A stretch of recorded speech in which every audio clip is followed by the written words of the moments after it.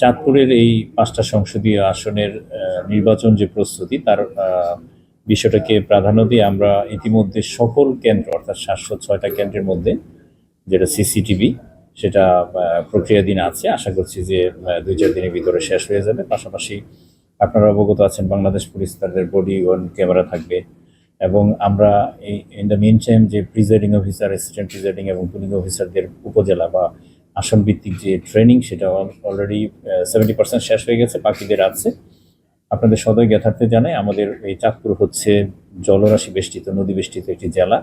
সেই কারণে কিছু চরাঞ্চল বা দূরবর্তী কিছু, আমি দুর্গম বলবো, কোনো ক্রিটিক্যাল বা এটাকে সংকট বলবো না, শুধু দুর্গম এলাকার জন্য, দূরত্বের জন্য আমরা ইতিমধ্যে বাংলাদেশ নৌ police, coast guard, Bangladesh army, Bangladesh police সব মিলে আমরা মিটিং করেছি যে ওইখানে ভোটারদের ভোট কেন্দ্রে যাওয়া এবং ভোট কেন্দ্রর নিরাপত্তা নিশ্চিত করা, পাশাপাশি যত ফ্যাসিলিটি আছে সেগুলো কীভাবে এনশিওর করা যায়।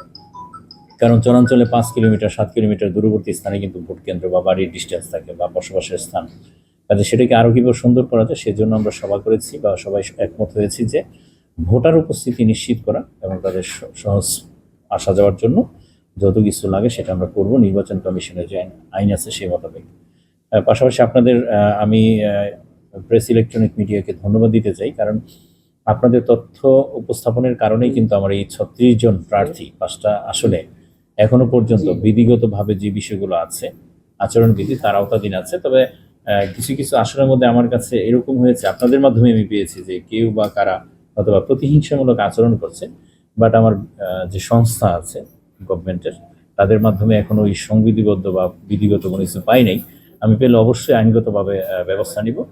আর প্রচার প্রসার সেটা যদি আপনাদেরকে বলি, আমি প্রত্যেকটি থানা বা আসন বা এলাকা ভিত্তিক কিন্তু আমাদের সরকারের বিভিন্ন কর্মকর্তা কর্মচারী যারা আছে এবং প্রতিনিধিরা নিজেরাই যে কীভাবে একটা সুন্দর উপস্থিতি এবং ভোট নিশ্চিত করা যায় সেটার জন্য কাজ করছে। আমি সর্বোপরি মনে করি ৩৬ জন প্রার্থী এবং আমার এই প্রেস ক্লাবের ভূমিকা, পাশাপাশি আমাদের সরকারি প্রতিষ্ঠান সব মিলে চাঁদপুর এখনো পর্যন্ত ৬৪ জেলার মধ্যে আমি মনে করি অনন্য একটা ভূমিকার দাবি রাখে। বিদেশ থেকে দেশে রেমিটেন্সের টাকা আসে নিরাপদে, তাই আজই আপনার আপনজনকে বলে রাখুন রেমিটেন্সের টাকা যেন শুধু নগদেই পাঠায়।